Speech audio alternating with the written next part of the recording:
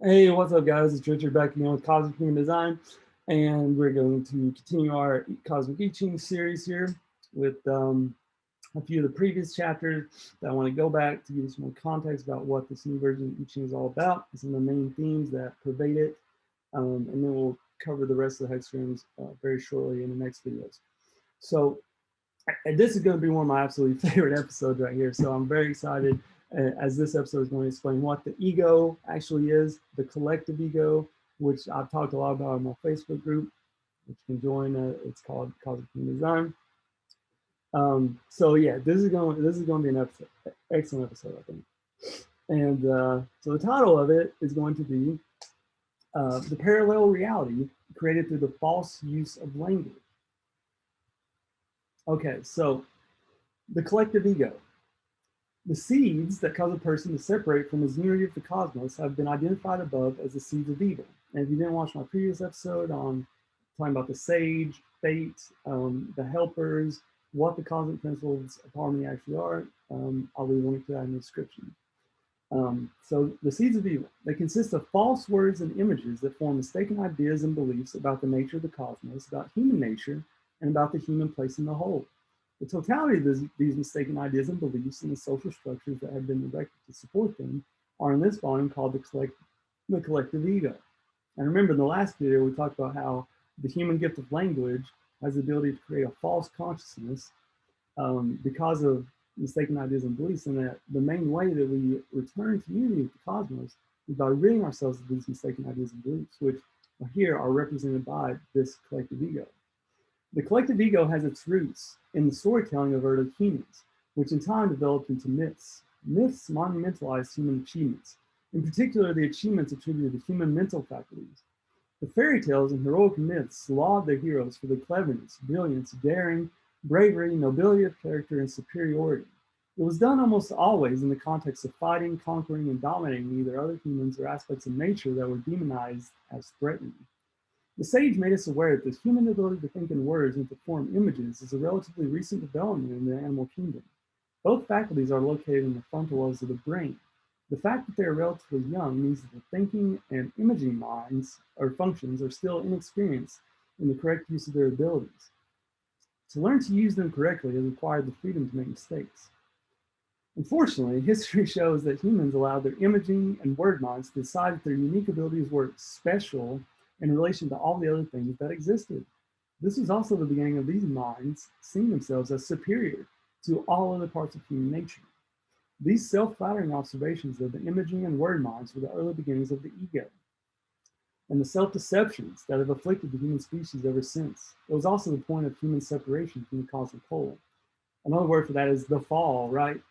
This mythical fall from grace that humans have experienced at some point in the past. Well, this is giving an explanation for how that actually happened and what that actually means.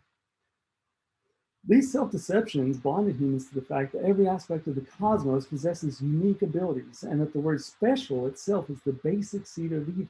Think about that for a second. Next time you use the word special, it's apparently the basic seed of evil. This is because the word special, with all its derivative uses, denies the cosmic virtues of uniqueness, equality, and modesty that every aspect of the cosmic whole possesses.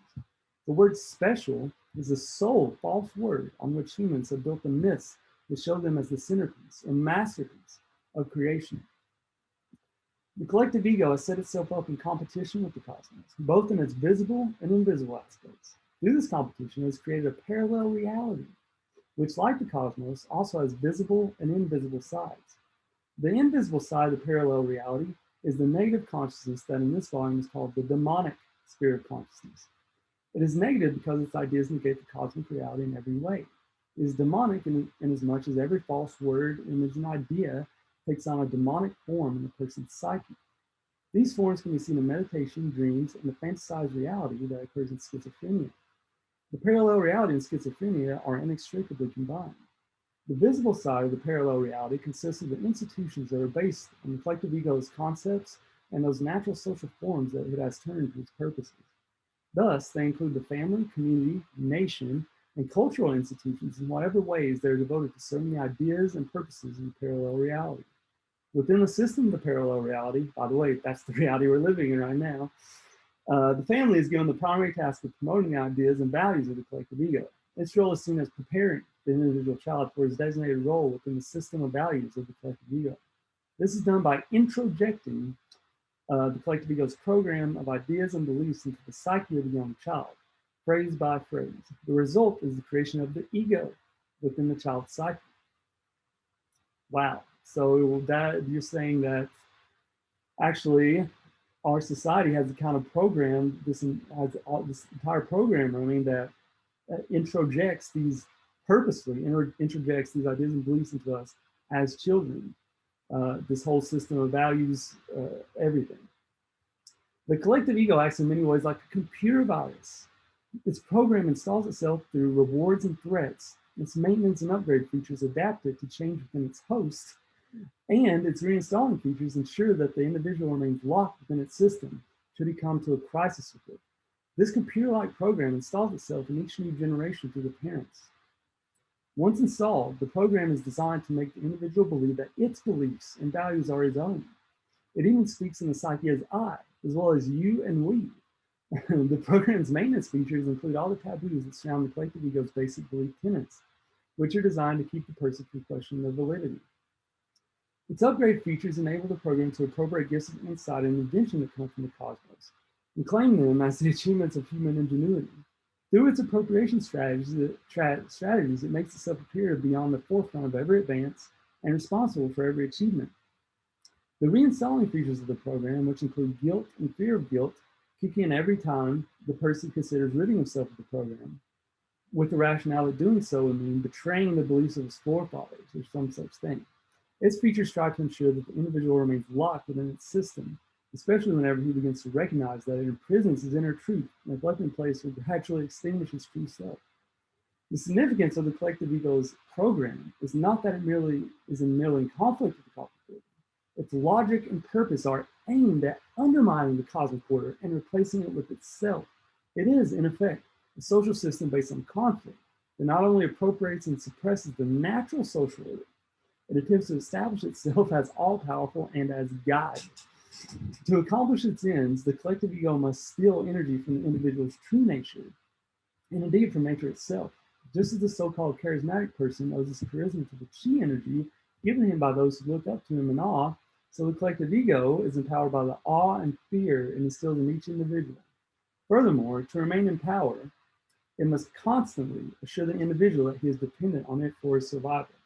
Its existence depends entirely on keeping this point alive, and on keeping the individual ignorant of the fact that the cosmos is his only true source of health and nourishment. How many times have you heard that, that you can actually get health and nourishment from the cosmos? You don't need all these institutions, all these systems and stuff. It is thus important for the collective ego to constantly slander the loving nature of the cosmos by labeling it the unknown. Such a name gives rise to fearful images, which heighten the individual's sense of abandonment and make him ever more dependent on the collective ego's institutions. When a person accepts the idea of the cosmic consciousness as the unknown, he no longer trusts it and is even made to see it as an adversary. Asserting that the cosmic consciousness is unknowable denies the fact that it reveals its care and presence and love to the person who is open to it through his feelings. And remember, the cosmic consciousness is primarily a feeling consciousness, which you can also think. These ideas of there being an unknown and unknowable serve to establish the parallel reality as the only reality there is. And something very interesting I want to share with you about this point of the unknown and the unknowable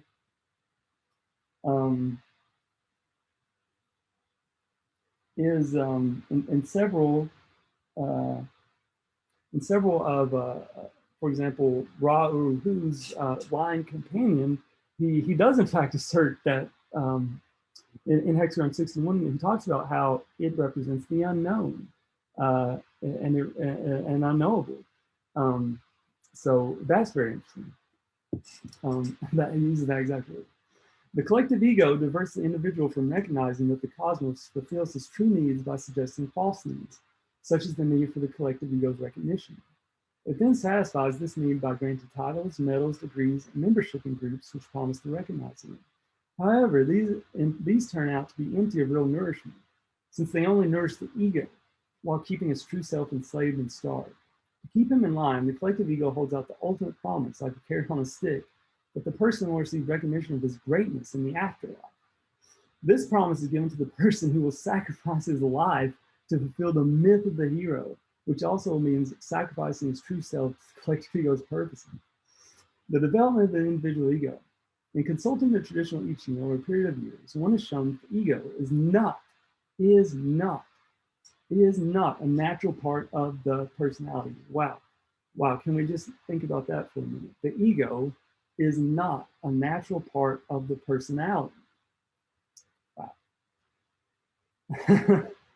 It is rather a false mental program that flatters a person to think of himself as special on the one hand, while telling him that he is lacking in the most essential ways on the other.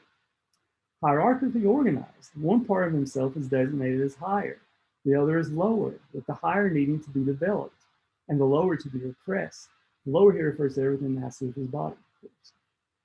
Through these concepts, the individual ego is passed from one generation to the next. The program consists of a list of flattering self-images a person can develop, which, he is told, will make up for the list of essential qualities that he purportedly lacks.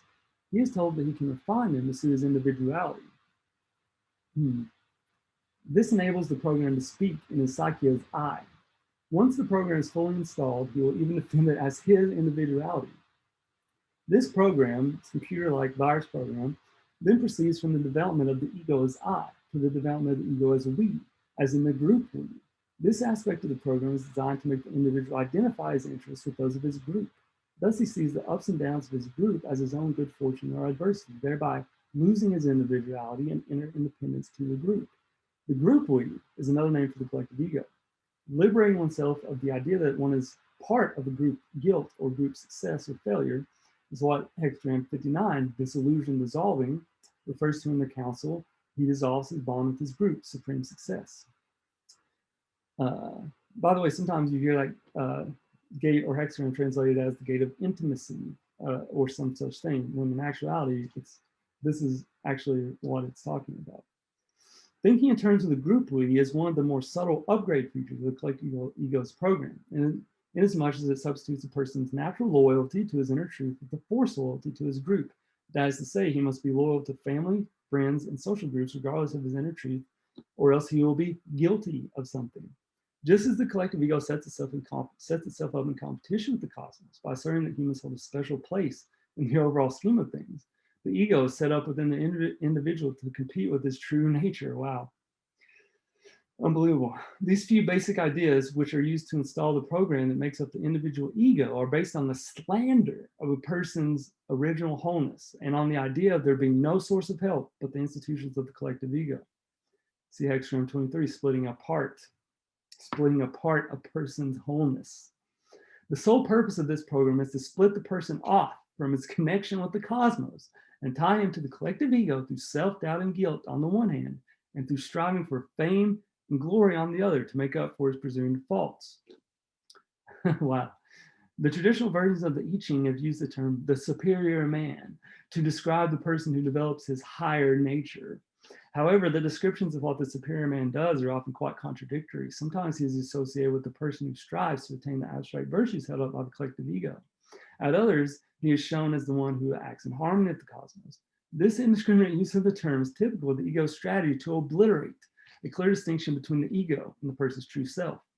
On this account, the term superior man has been eliminated from this book. We replaced it by clearly calling it the ego when the words are referring to a person's pride system, and the true self when they refer to a person's true nature. The true self, bringing oneself into harmony with the cosmic order. A large group of helpers forms and describes our true nature, our true self. They stand for all the different functions that enable us to express our uniqueness during our life in a body. These helpers are referred to in Hexagram 14, possession in great measure, as what we possess in great measure. Among these possessions are cosmic virtues, such as our natural goodness, kindness, modesty, sensitivity, firmness, and loyalty to our interconnection with the cosmos. Other helpers are our 5 commonly known perceptive senses, but also our inner senses of smell, taste, touch, hearing, and seeing. We also possess a number of metaphorical senses, such as a sense of wholeness, a sense of injustice, a sense of dignity and self-respect, a sense of natural caution, a sense of appropriate behavior, etc. all of which comprise our common sense. Our common sense is identical with our helper of transformation. There are also the helpers that help us learn things, such as languages, mathematics, and music. In addition, our true feelings of love, harmony, health, joy, and sadness need to be understood as helpers. There is a helper that coordinates all functions of our psyche and body, which we have called the feeling manager. There is also the helper of our will, and a group of helpers that make up our inner truth, which is the name for our cosmic memory of what cosmic harmony feels like. Finally, a personal helper is specifically assigned to each of us to help us fulfill our destiny. The thinking and imaging functions of the mind are also part of our cosmic possessions. Under the guidance of the feeling memory of inner truth, there are also helpers. When these functions depend on this guidance, the images and words formed in the two frontal lobes correspond to inner truth rather than to assumptions about what is only seen and heard. When their functioning is undisturbed, cosmic language finds its expression through a human being. How the formation of the ego affects the true self. Several hexagrams show how, during childhood, a person's cosmic possessions are appropriated by the collective ego and harnessed to serve its purposes. Hexagram 9, the taming power of the small, describes how this is done by the small means of rewards. Hexagram 26, the taming power of the great, describes how a person's nature is actually altered through threats and punishments. Both the rewards and punishments put spells and poison arrows on his true self, perverting his true nature.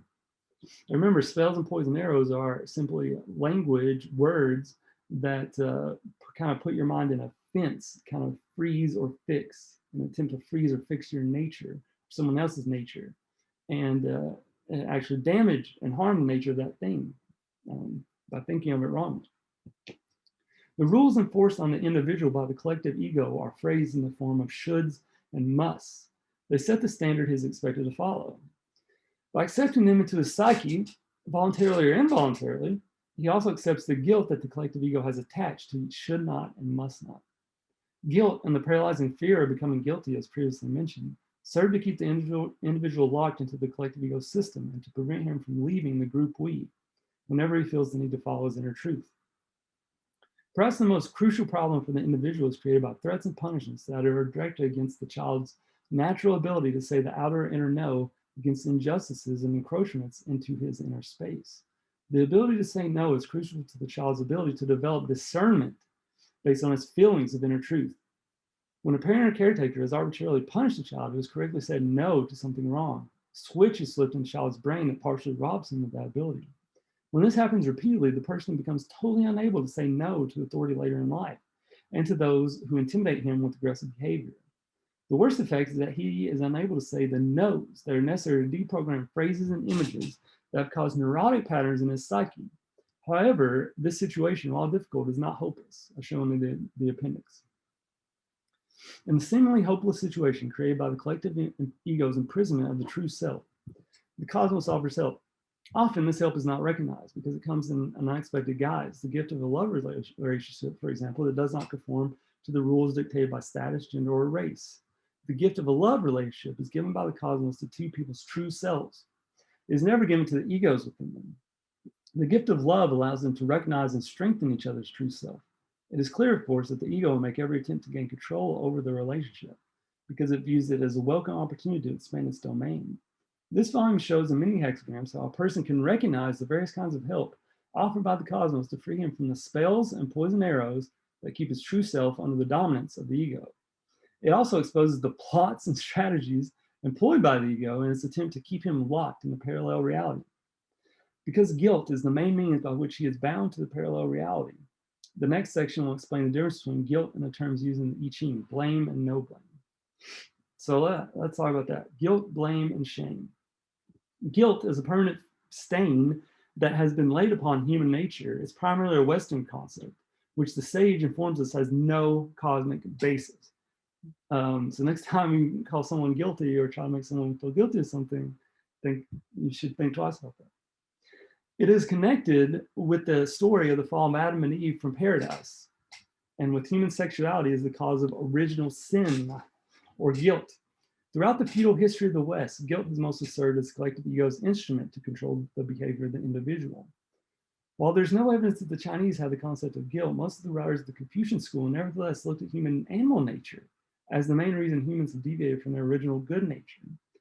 That idea is also behind the Taoist religion's emphasis on mental control of the body, and in lots of esoteric traditions as well.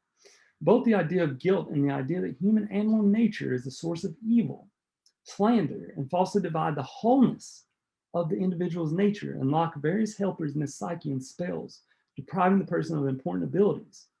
The concept of guilt is also connected with the threats and punishments used by the collective ego to install its program of musts and must nots in the individual's psyche. The guilt that is aroused by going against a must not serves to reinstall its program when a person has decided to follow his inner truth. The threat of becoming guilty is connected with the image of an inextinguishable stain put upon his person, one which excludes him forever from social acceptance. The Chinese have a similar threat in the branding phenomenon associated with shame. Shame differs from guilt in that it only involves a person's public image. A person who commits a violation will suffer shame only if the violation becomes public knowledge. Because the shame is considered to extend to his family or community, the society is obsessed with the threat of shame. A similar threat is found in the American culture, and its continual rewriting of history is to cleanse the national and community memory of all negative happenings that would stain the national or community pride. Neither guilt nor shame, as defined above, have cosmic relevance. The mention of blame in the I Ching refers to cosmic blame, which has occurred when a person has betrayed or compromised his true nature. No blame can be saying that a person is in harmony with the cosmos, or that a person is incorrectly blaming himself due to judging himself by the standards of the collective ego. The sage informs us that cosmic blame is not a permanent stain, but can be extinguished at any time the person recognizes and rids himself of the mistaken idea that caused the blame. When a person does not free himself of the cause of his blame, but continues to act against his true nature, he creates a fate. Fate, as discussed earlier, which you can see in the previous video, can be ended in several ways. Cosmic blame is extinguished with the end of the fate. Despite the fact that a child absorbs the program of the collective ego during a time when his ability to discern is not fully formed, he nevertheless experiences the conflict of this program with his inner truth. It is felt as a background anxiety that contains a message experienced during certain moments of youth and adolescence that following the ego program will betray his true nature. These are the first moments in which cosmic blame can be incurred. Part of the collective ego strategy is to keep the individual within its system is to occupy him with looking for someone or something outside of himself to blame. It either preoccupies him with blaming himself individually, with accepting group blame, or focusing on another individual or group as a culprit. And this whole notion of victimization actually is exactly what it's talking about. And as a matter of fact, in Richard Rudd's Gene Keys, he describes that the 55th gene key is the gene key that in the coming years will actually spur this evolution of our natures. And the shadow of the 55th gene key is victimization, as a matter of fact. So that's interesting. The first step in freeing the true self is to say the inner no to the idea of guilt and to the term culprit with all that implies.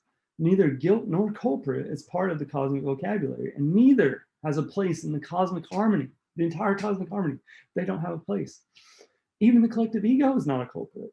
It is a juggernaut of ideas and institutions that maintain themselves only through our continued permission.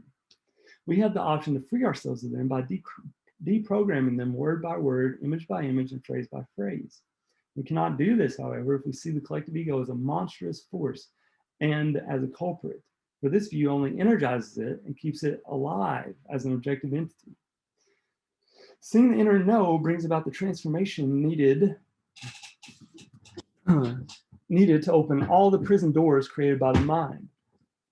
The importance of the no is in the fact that it undoes the inadvertent yes we have formally said through our acquiescence to the collective ego. Indeed, the inner no is the most direct means to remove ourselves individually from the demonic sphere of consciousness and its parallel reality, while at the same time diminishing its influence. Transformation versus changes. In addition to representing a yes or a no, the light and dark lines that make up the trigrams and hexagrams of the I Ching represent the cosmic way. The light representing the invisible cosmic consciousness and the dark representing nature. Since the light and the dark are not static phenomena, but dynamic forces that attract each other due to their complementarity, The interactions of the light and the dark bring about transformations from non-form to form and from form into non-form again. These two forces need to be seen as inseparable because they are two aspects of one entity.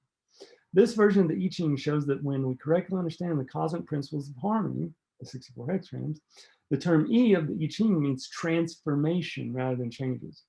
One could say that the book of transformation has been hidden for millennia under the cover of the book of changes.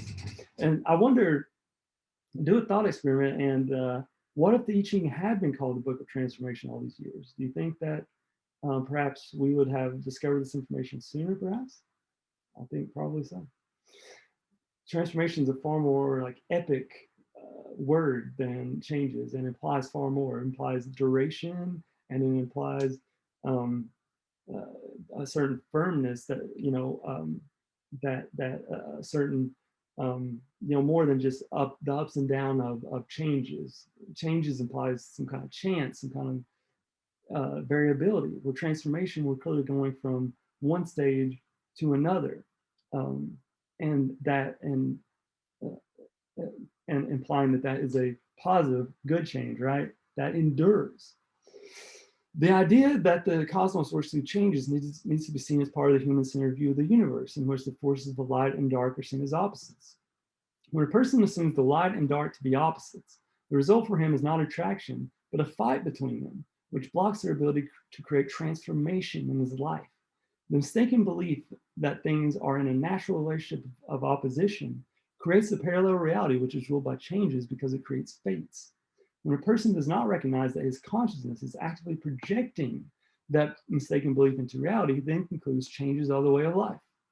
The world changes, thus is the creation of the rational mind, and is a sign of separation from the cosmic whole. A worldview based on seeing things as opposites includes the idea that time is linear, having a beginning and an end. This view likewise assumes that the natural order is hierarchical, with some things controlling others. Well, it's not. The universe is not hierarchical in any way whatsoever. The new I Ching shows how transformation, not change, is the true way of nature, including human nature. This is so, except when humans block transformation by projecting mistaken ideas onto their own natures. When not disturbed by the projections, spells, and poison arrows created by false consciousness, all life is constantly being renewed through transformation without beginning or end. Life in a body is but one possible form of never-ending life. When, however, we allow our rational minds to project abstract ideas onto life, as for example, by seeing death as the opposite of life, then death fights life and eventually destroys it. Such ideas are the result of only looking at the appearance of things without looking into their inner truth. The world of changes is also characterized by the experience of ups and downs, by swings from one extreme to another. When a person believes that if the answer to a problem is not to be found in one idea, it must lie in the opposing idea. Such thinking suggests two solutions that lie on the plane of either or. Both lack an understanding of cosmic processes. The realm of either or thinking is part of the rational logic of the collective ego. The metaphor of the impassable mountain and the engulfing abyss shown in hexagram 39, meaning obstruction, is given to call a person's attention to his seeing a situation as hopeless, precisely because he sees only two equally impossible solutions.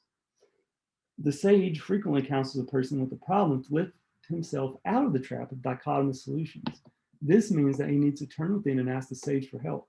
Then he will be shown a solution that is outside these two alternatives, which is also in harmony with the cosmos. The belief that all life is subject to changes can easily become a trap when we continue to look at the appearance of things and listen to what people say. As has been pointed out above, the world of changes has become a reality through the rational mind's power of projection. When we understand how the rational mind creates its own false reality, we see that it is incorrect to call change the natural state of things. It is rather the state of things defined by the collective ego.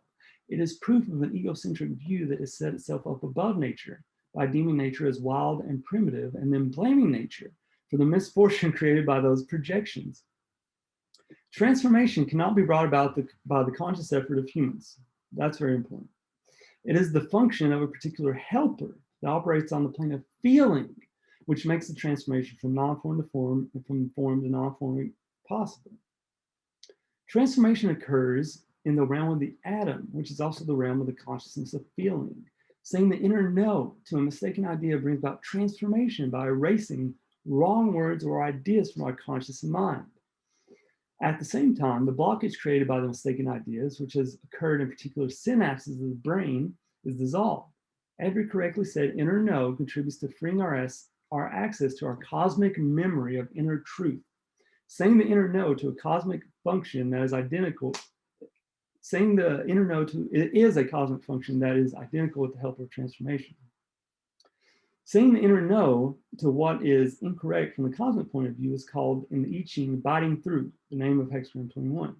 This hexagram also informs us that biting through is the meaning of exercising our ability of discernment.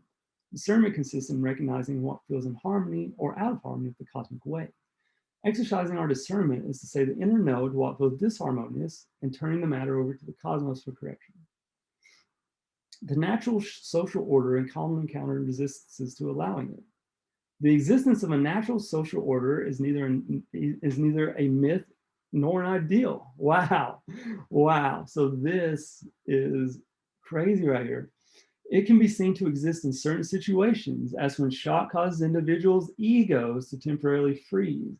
It happens during and shortly after an accident, when shock allows their true selves to temporarily emerge. The natural social order is more obvious when shocking events occur on a large scale, such as in wars, earthquakes, etc. It emerges when people are temporarily free of the egos within them. Then they relate heart to heart as they spontaneously see and respond to each other's needs. This relating is free of organized doing good and has no motive of being recognized as good. However, as soon as the main shock waves are over and the egos once again feel secure, they return to their usual control of the personalities and soon brand those moments in which the egos were frozen as an abnormal situation. The collective ego also grasps all the spontaneous helping of one another and calls it heroism, making sure that the egos of those involved are credited for what the person's true selves did. The two main meanings of the family mentioned in hexagram 37, the family, pertain to the development of the natural social order. One is the cosmic family, and the other refers to the interrelationships we develop with people.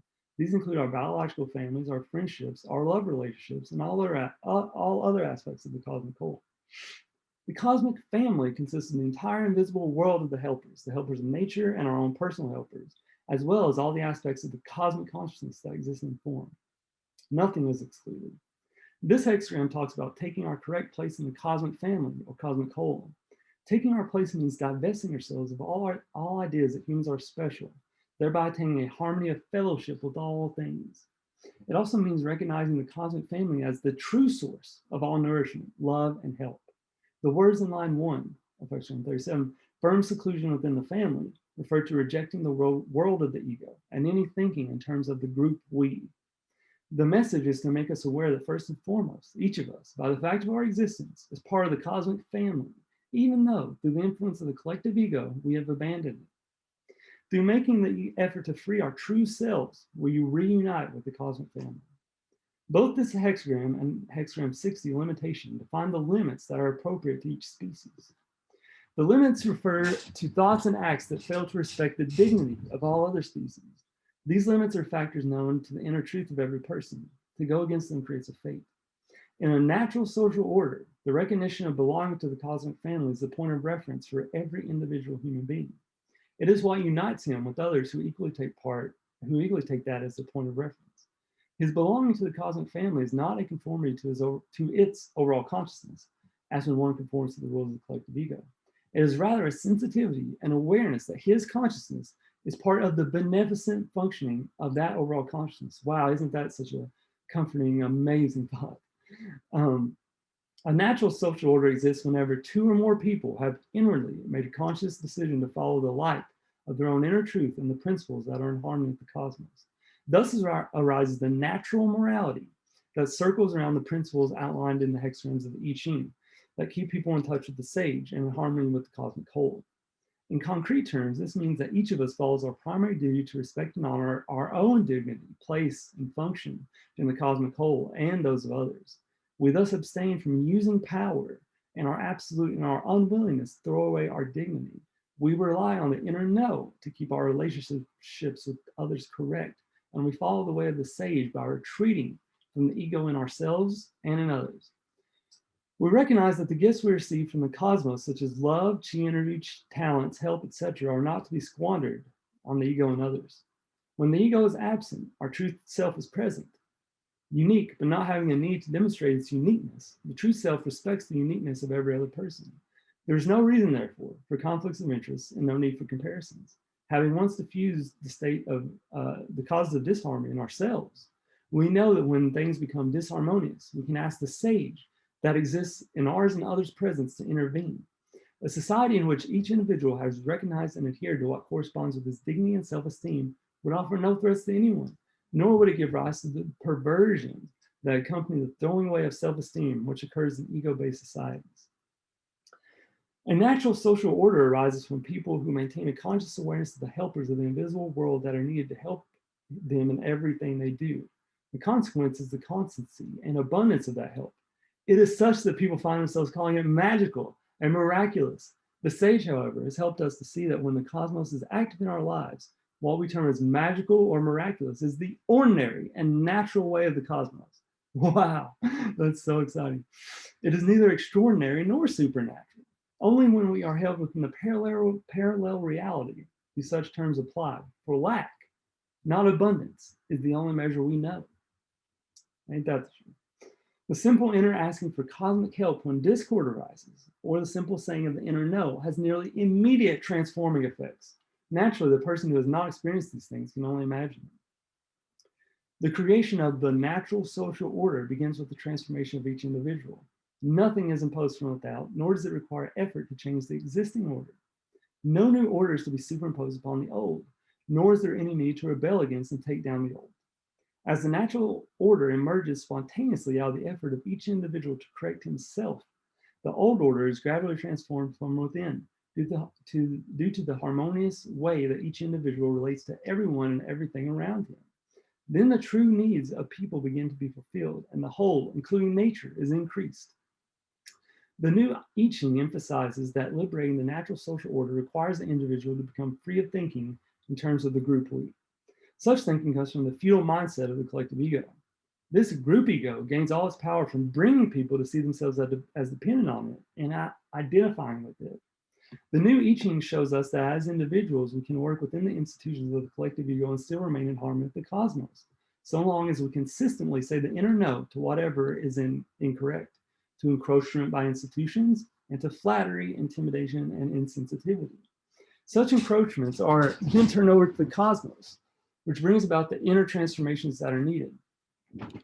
Working on freeing our true self requires that we recognize that doing a thing for its own sake engages the cosmic helpers and initiates wonderful new creative experiences. Such a new order of existence is not the product of design and planning. It occurs as an unfolding through the help of the cosmos itself. In order for it to begin in our lives, we need to only make a conscious choice to live within the cosmic reality and to leave behind the parallel reality of the collective ego. This conscious choice brings us in harmony with ourselves and activates the creative process. Although many people have experienced these seeming miracles, the collective ego has wrongly credited them to good luck, to synchronicity, or angels. How many times do you hear that? Rather than to people being in harmony with the cosmos through simply having a modest and sincere attitude and receiving its help.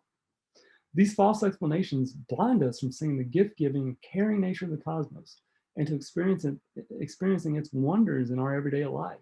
While we hear from the collective ego to further distance us from the benefits of this path are doubts such as, if you follow this path, you won't fit into society anymore, or this path undermines the stability of the social order. That's nonsense. What we do not notice in this threat is that it is not the natural order that undermines the order of the collective ego, but in fact the collective ego that undermines the natural orders of society and of the entire cosmos. Such reasoning is typical of the sleight of hand tricks characteristic of the ego, and it's seeking to make us feel guilty when we follow our inner truth. The more we take away the ideas that create our self-doubt and inferiority, the less we feel a need to monumentalize and elevate ourselves or others, and the less we need false props to hold up our personalities, aka the ego. Simultaneously, the diversions that spur attraction to decadence lose their attraction. Another of the ego's tricks is to suggest that the cosmic reality is a pie-in-the-sky fantasy, unattainable in the real world, and, quote, too good to be true. Such a view is held by the person who lives only within the parallel reality and who has engaged fate after fate. Once he frees himself of the untruths and half-truths that have colonized his psyche, he gains the help of the whole cosmos. The more he frees himself from fates he has created, the more he is furthered on the path of his unique destiny. This is the true meaning of progress, as described in Hexagram 35, progressing. There's a unique task for every one of us in the cosmic scheme of things, which gives us an opportunity to bring our abilities to their fullest expression.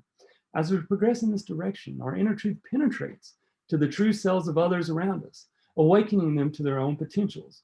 This is a true meaning of gathering together, the theme of Hexagram 45, which, if you don't know, in Cosmic Human Design, actually, after I got the calculations where I knew that they were right, and discovered that I actually had Hexagram 45 as my main sun gate. And then I read this in the Cosmic I Ching. I was like, what the heck, So that's yet another synchronicity, or perhaps a helper somewhere that has that has made me so inspired to work on this Cosmic Human Design project. Continuing with the text. So long as the ego is in place, it will do what it can to prevent us from seeing that to be free of it is to be free of the prison of fears and self-doubts it has created. The path of freeing the true self reveals the harmony, creativity, and joyfulness not previously experienced. This natural order can exist between two people in the love relationship or within the family once it is freed of the tortured patterns of relating created by projection, spells, and poison arrows, and by the false hierarchical ordering of the family. Once this harmony exists within the family, it extends through interconnections outwardly to other people, animals, and nature. And this is a lot like what Richard Rudd talks about in the Gene Keys, where this new awakening that we will be going through right now, it starts with one individual at a time, and then it actually starts with relationships, right? The natural social order. He may be talking about that, I don't know, but I think they're talking about the same thing, right? And then after we have this natural social order in our relationships and our family, and then that will penetrate to the rest of society effortlessly. Threatening scenarios, which imply that inner freedom leads to chaos and anarchy, are promoted by the collective ego to prevent us from getting this inner path toward our destiny. It threatens by questioning, what if everybody does what you're doing? What? The fact is, such transformations can only occur within the individual, not in groups. As each of us rids himself of the ego, we begin to answer questions of real concern rather than meaningless questions. The ego assumes that the natural order of things is chaos to start with, whereas the I Ching teaches us the natural order of things is harmony. It's a complete 180. It's a complete 180 we're living in, this reality. To return to the natural order of things means that the individual brings itself into the already existing harmony of the cosmic whole. The principles of that harmony, which are described throughout the I Ching, are not unknown. There is no chaos to fall into. In fact, it is the ego that has created the chaos and projected the blame onto nature as the scapegoat. All of these ideas are the necessary excuses it needs to support its hierarchical, feudalistic power structure. The collective ego tries to impute that a natural order would do what it would do, overturn the existing order by force and insert a new power structure. The natural order of society can only grow out of each individual's recognition of his dependence on the cosmos and on his willingness to say the inner no to all activities of the ego in himself and in others. So long as we are caught within the parallel reality, we think that stepping out of the collective ego's values and customs is achieved by adopting an opposite system. Any rush, however, to an opposite system only thrusts us into yet another system of the ego, for it is the nature of the parallel reality to incorporate its opposite. And if you want an example of that, look at the whole Hegelian dialectic, which is what a lot of communism is based on, actually. That we have these extremes of systems like capitalism and then communism, and then we go like, no, that's not how it works. That's not how it works. Any rush, okay, where was I? Right, continuing. The natural order of society only occurs through dissolving what is decadent within the individual himself. This dissolving is a process of taking away what is false. When what is false has been dissolved, what is left is harmony and unity with the cosmic whole, which was already there, which has already been there all along. The crucial issue is to recognize that the bleak picture presented by the ego is always devoid of helpers and of any acknowledgement of the cosmic order and his invention. The last ace up the sleeve of the collective ego, designed to prevent the individual from reuniting with his true self and thereby with the cosmic family, is guilt. It suggests that individual development is selfish, an act of betrayal of one's family and friends. Leaving the group we is not any of these things. Neither is it to be pictured in the manner portrayed in the Bhagavad Gita, where Arjuna is joined by Krishna to see his family, teacher, and friends opposed to him. It is no battle, no state of opposition, no being against anyone, no playing either the role of hero for the right or rebel against society. Then or no is a simple and firm rejection of false ideas and of being in the grip of roles. Separating from the individual ego. Just as the collective ego raises obstruction after obstruction in the form of false arguments to uphold its structure and prevent the emergence of the natural order, so the individual ego also puts up rationale after rationale to keep itself in control of the personality. To free ourselves of the ego, it is first necessary to clearly recognize that even though it speaks in the personality as I, it is nevertheless a foreign element, a parasite in our psyche. Its goal is to develop in us a heroic self-image to compensate for the slanderous idea that we are not good enough in and of ourselves. What the creation of this heroic self-image means, however, is that the price is nothing less than the ultimate sacrifice and destruction of our true self. This is really terrible, this whole ego and collective ego thing and what they're doing and all the tricks. This is just really terrible stuff. Continuing, to camouflage its falseness, the ego uses a number of means to convince us that our self and it are one and the same. This happens, for example, when the ego speaks in the personality as I. That's when it proudly pronounces, I did it, or I deserve it. Or when it seizes a goal such as self-development and declares, I'm working on my spiritual development. What the ego is actually working on is the perfection of an image of us that will look good in the eyes of the group with which we identify. Our family or club, our community or nation, or even a band of bullies or thieves, is that it's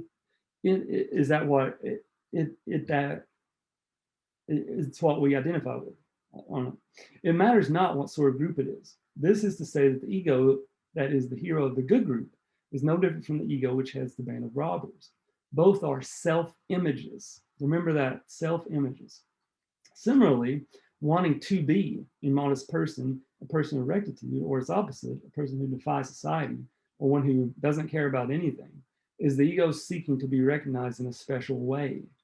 Since the ego is always an image of self, or a composite of self-images, it can never attain a reality outside the impression it can make on others. Creating this impression gives the ego a simulated existence. When it convinces another that it is what it pretends to be, it achieves a feeling of affirmation and boost of pride that says, I really do exist.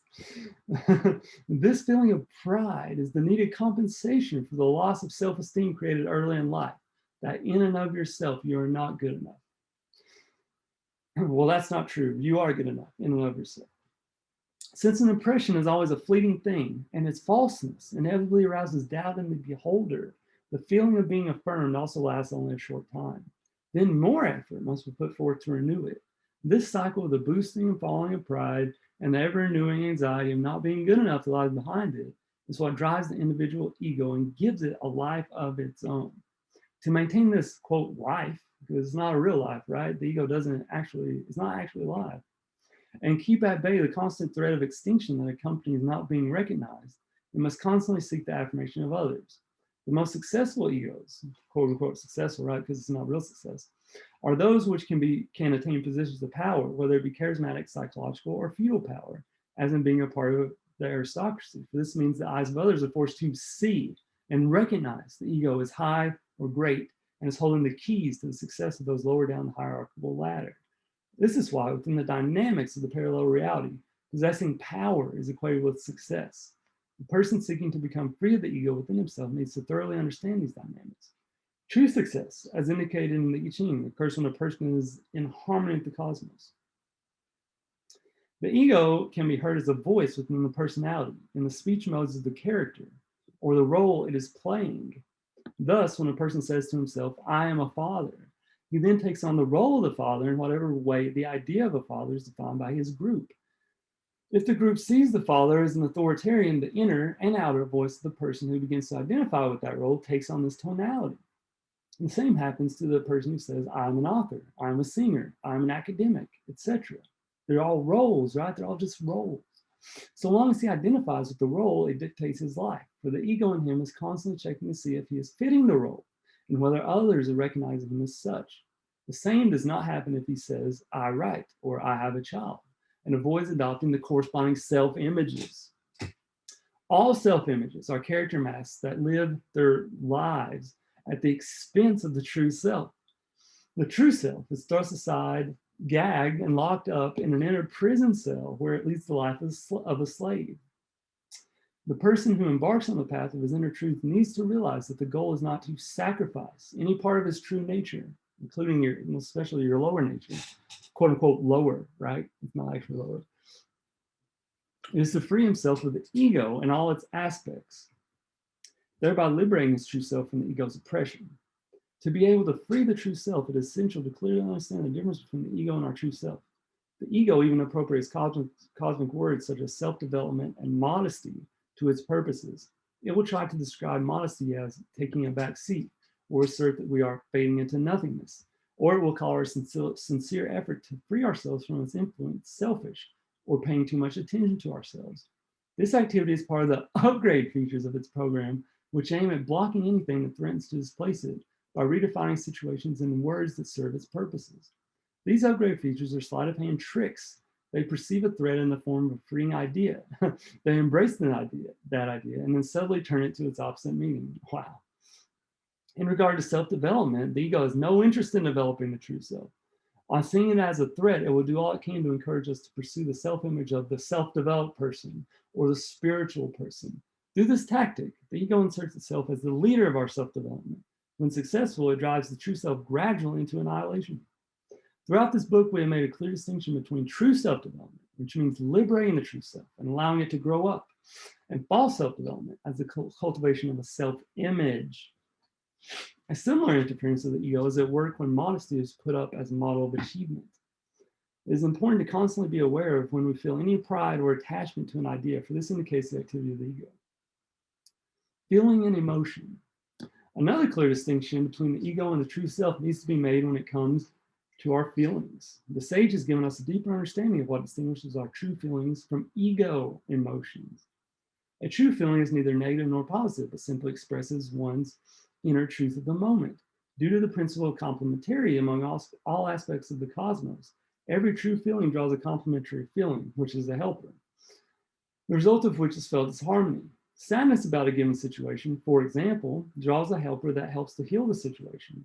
Love, we learned, is never a feeling that can be felt by one aspect of the cosmos all by itself, but is either the result of two people's recognition of the complementarity, or the result of a person's recognition of his own complementarity with certain aspects of nature.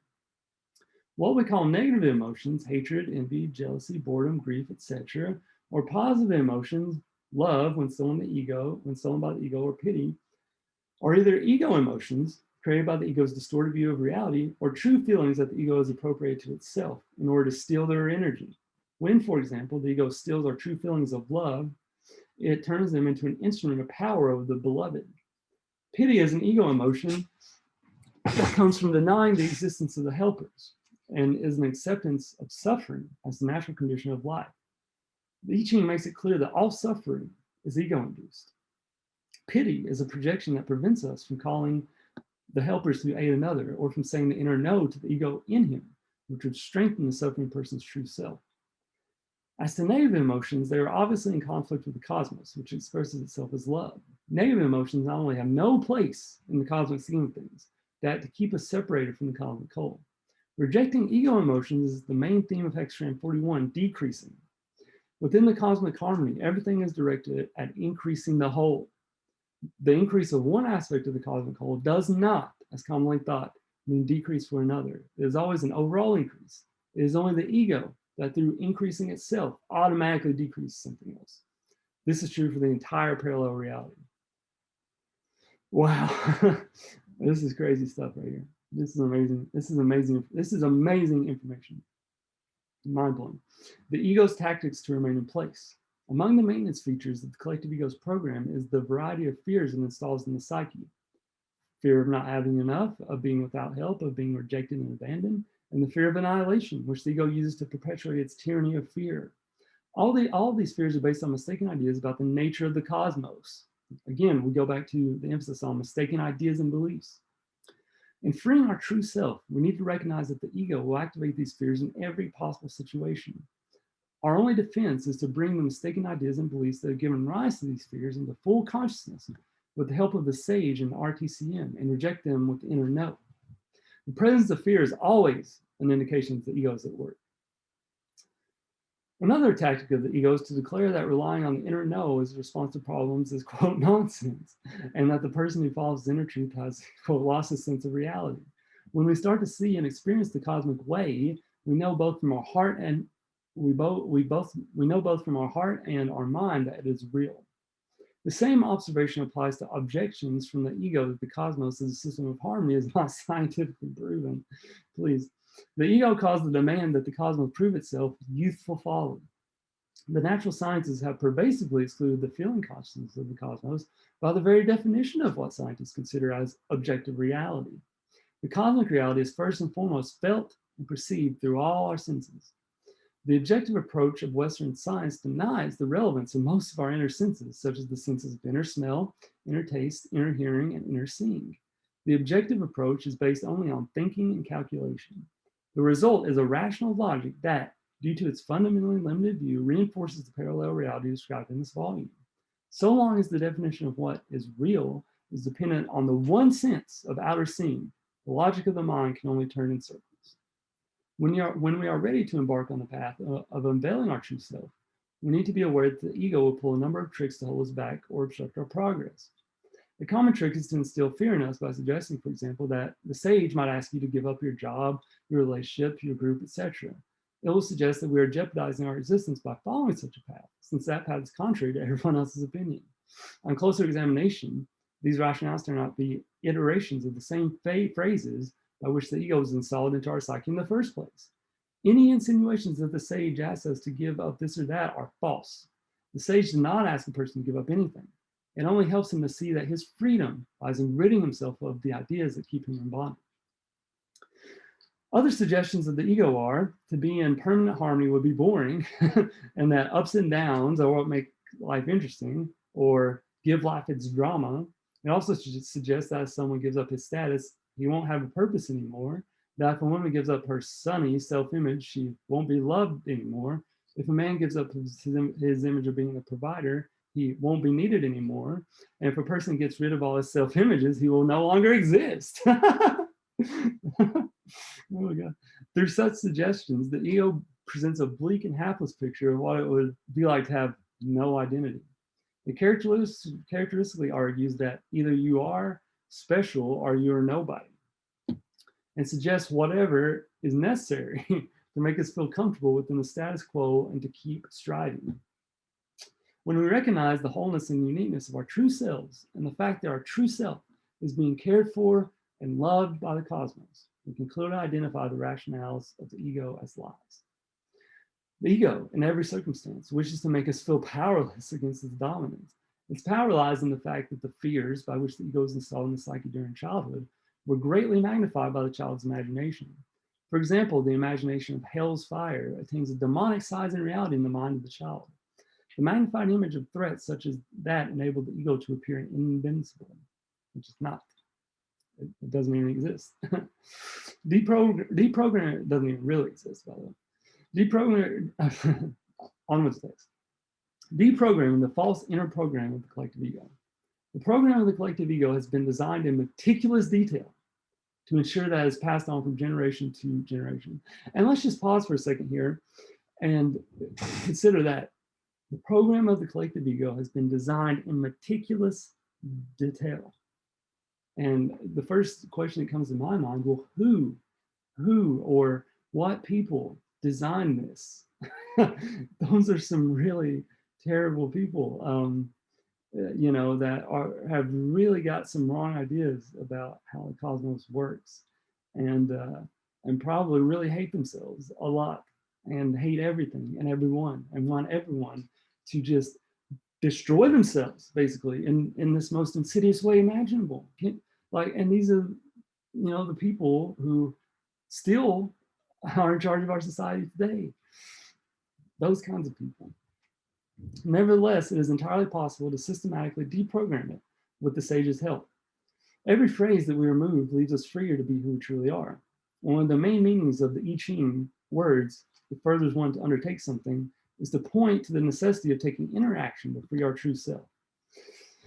The method of deprogramming consists in reversing the process by which the false words, images, and phrases were originally interjected into the psyche. It is important to recognize that the ego is on hand with any number of programs to replace those we remove. In fact, it is the very element that asserts the need for another program because there would be nothing there if we take all the old programs away. In fact, by deprogramming these old programs, we uncover and activate the perfect program that we are born with, the perfect program. It is so totally sufficient for our needs that we need add nothing. It is also part of the ego's tactics to make us feel that we have been stripped bare once we take away all the self-images and their attendant ego emotions.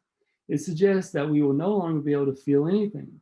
In reality, once we have removed the false programs and let go of all the false emotions connected with them, we experience a wonderful feeling of being in harmony with ourselves and with the cosmic whole.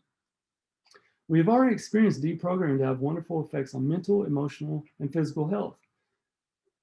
We have also experienced these results in our personal relationships and business activities. At this point, we feel that every problem we encounter can be resolved through finding and deprogramming the obstructing, mistaken ideas that have created them. And those are detailed later in the book. Freeing oneself from projection, spells, and poison arrows. We've already mentioned the existence of projection, spells, and poison arrows and their harmful effects on our lives and on nature in general. The following is a more thorough description of them. All right, let's look at these.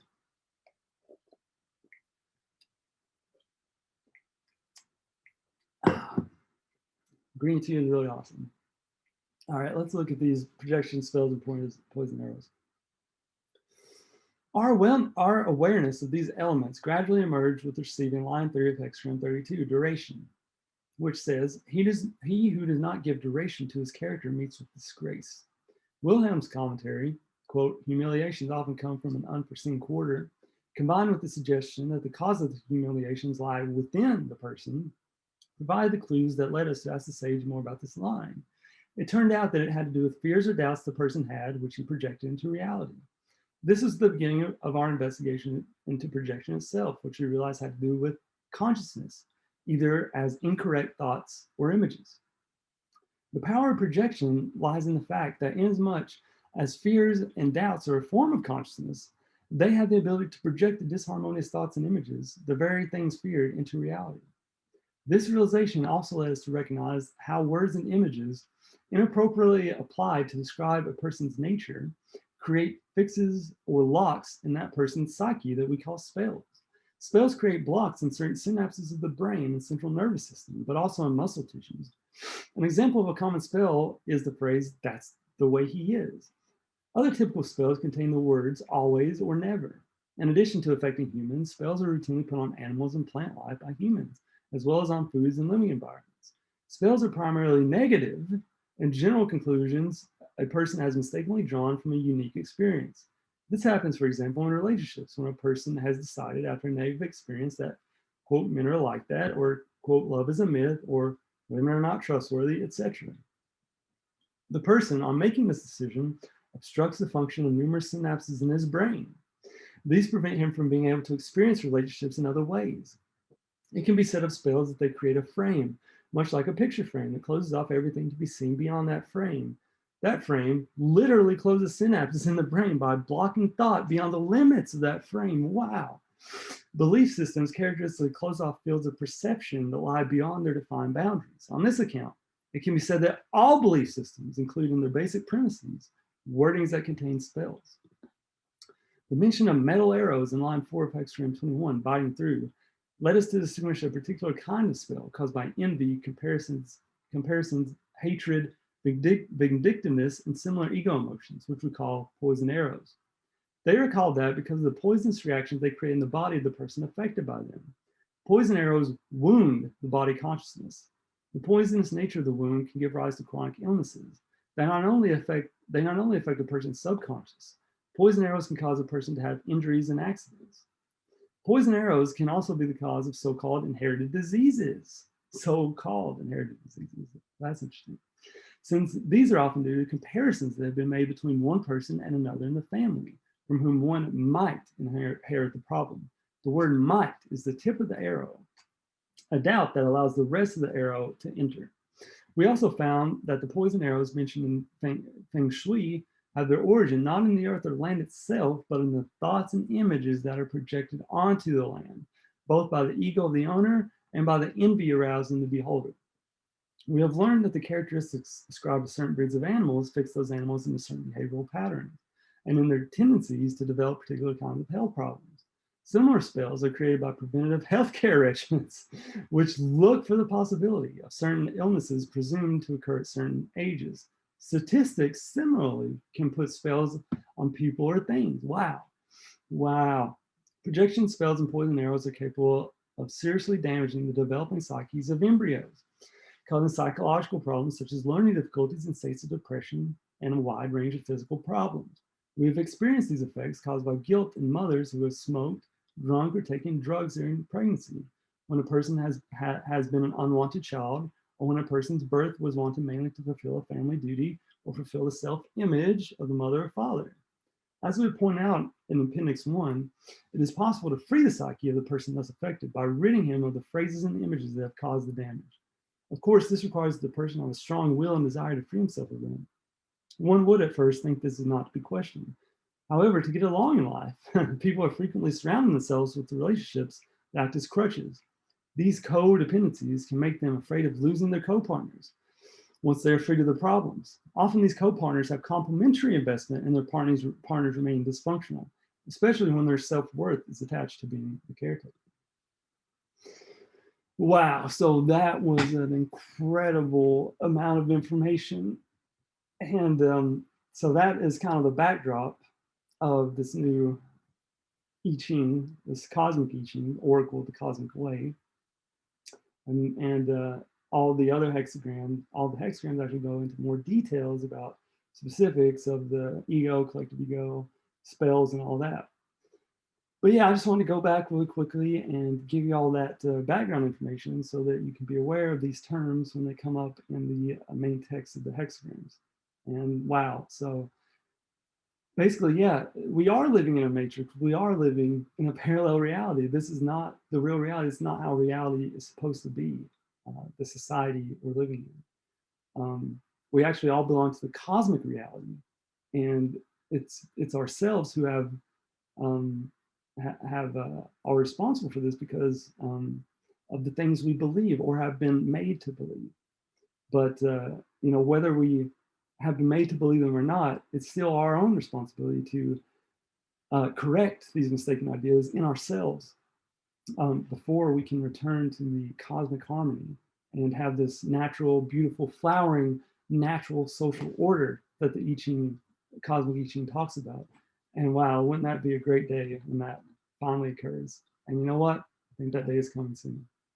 All right. Thanks everybody for listening. I'll see you in the next one.